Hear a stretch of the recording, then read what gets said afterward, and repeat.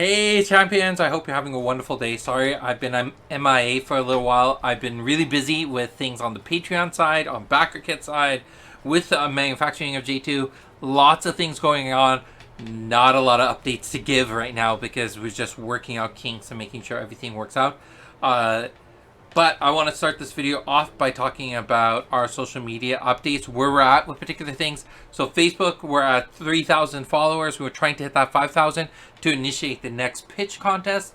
YouTube, we're at 399, just shy of 400. Once we have 500, I'll be making sure I set aside a Kickstarter booster box and give away all 24 packs to different members and different viewers. And then, 25 packs because we'll have the box topper as well, right? And Twitch, we have hit the 50 members for the Twitch. We just need to do the last little bit to get the affiliate, which is more live streaming. So expect more live streaming to come soon. So that's what's happening on the social media side. What is happening on the other projects and everything else? J2, it's still under manufacturing. There's still a lot. I would say the manufacturing process takes a while. And because we're trying to be as thorough and clean as possible, this one's taking a little bit longer than it normally does. So two sides. One, the project itself is a lot larger than what they're used to when it comes to our project sizes. And the second part to it is they're trying to make sure everything is perfect for this product release. They know that I'm going to be calling them out and making them pay for anything that's not perfect. So let's work and do our best to make that happen. So I have a lot of confidence in them. I have so much confidence that they're going to do it right. Because last time there's a lot of reasons I'm not going to highlight them because I just know at the end of the day, I love the manufacturers we work with. I want to work with them for as long as possible. They're wonderful people. And I'm really, really looking forward to what they're able to do for this next product launch. All right, so that was J2. When it comes to BackerKit, that should be going live today, tomorrow, in the next little bit. I just need to confirm a few last pieces and then send it off to get it double checked by the people at BackerKit, which means they probably won't check it over the weekend. We might have to wait till Monday for BackerKit to be sent out.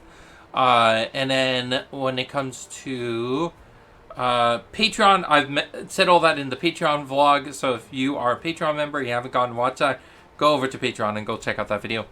And then, so that kind of brings us to the last thing. I had a particular topic in mind for today. What was it? Getting people playing. This has been a big thing that I've been thinking a lot about and trying to lead by example a lot on. It was one of those things I talked about actually at the beginning of the month when we switched into the new year, or like we're switching into the new year, which is there should be more gameplay videos put out. It's one of those eat your own dog food type of situations where I've been telling people that Genesis itself is a lot about the players. We want to see people playing the game as much as possible. That is a key fundamental part of what we believe. However, we are not, I don't spend a lot of time playing myself. And that is definitely something that holds us back. So on top of everything else I do, I'm going to try my best to start playing some more. And there's a few different things I want to do with this. One of them is working with different Discord communities, different online communities, and introducing them into playing Genesis online. And let's walk them through how Tabletop Simulator works, how to build a deck, how to play the game, how to enjoy that process, and make that entire experience a lot more pleasant for the community. So I'm excited about that. I know we're going to be launching something soon with Kitchen Table TCG, starting on February the 2nd. If you are part of their Discord community, I'm going to start hosting how to play events every Wednesday night from 7 p.m. to 9 p.m. Eastern. So I'm excited about that. I'm nervous. I am so nervous to do this, but I think it's going to be a wonderful event. And it's going to be good for the community to connect, to play the game, ask their questions and things like that.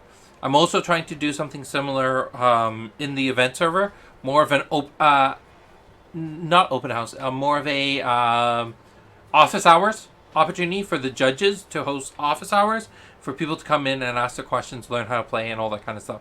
So that is definitely one of the goals that I have coming forward.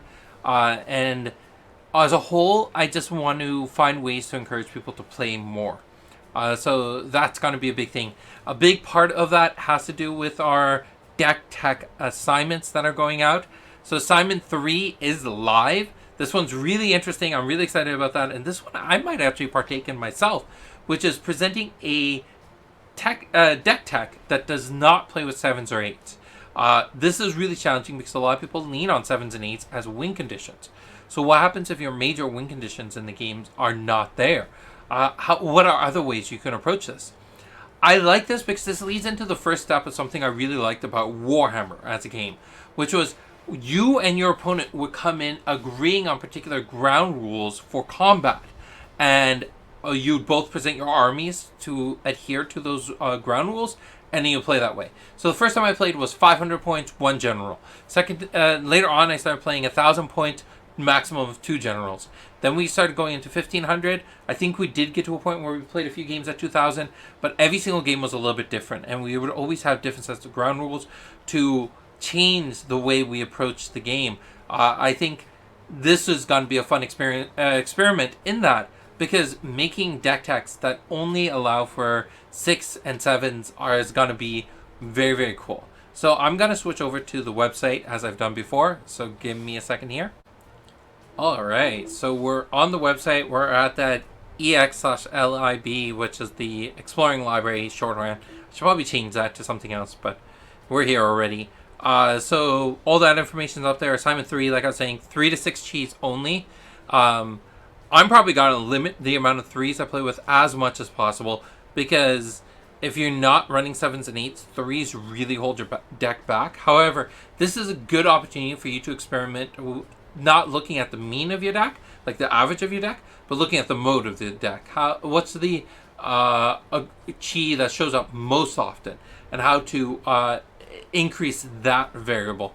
Because every time you put in 1 3, you get to put in 2 6s to balance it out. This will give you an opportunity to look at some of those really, really cool things.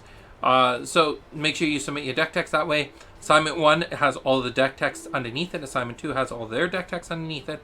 I figured we might as well explore into one of these. Let's talk about the one that I gave winnings to, which was Darren's deck tech on A Life Outside of OTK. I love this. I think it's a really, really great place to experiment with Rain when it comes to making a deck that has nothing to do with OTK.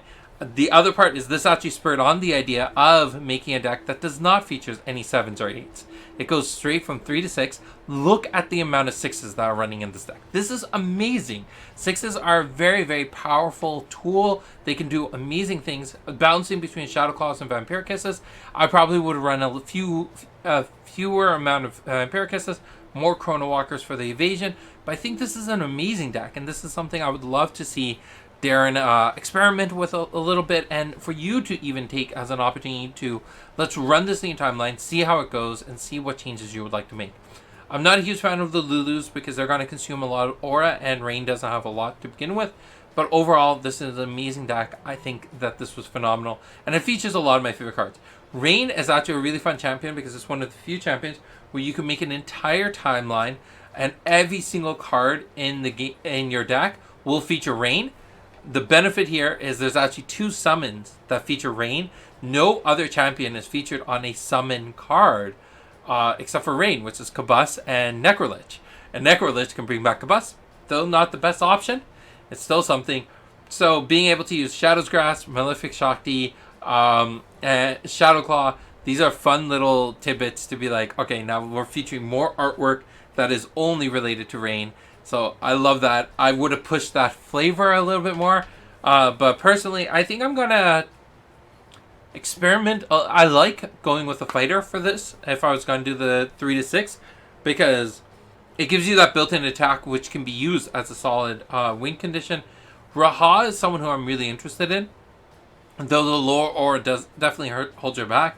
Fong might be a really great option for this. But Fong usually runs out of momentum really, really quickly.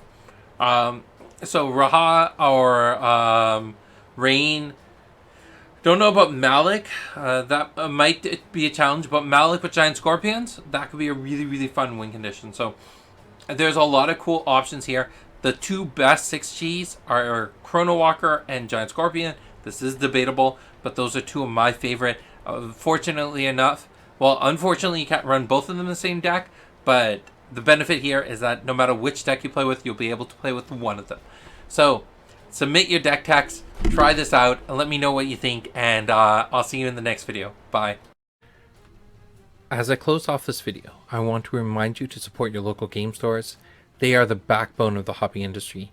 Also, please follow our partner content creators. They are working very hard to make content that you are interested in. So check out our playlist of videos made by them and like and subscribe to their videos. Finally, I want to give a huge shout out and thank you to all of our Patreon supporters. Without you, this game would not be where it is today. Thank you for being so awesome, and I'll see you in the next video.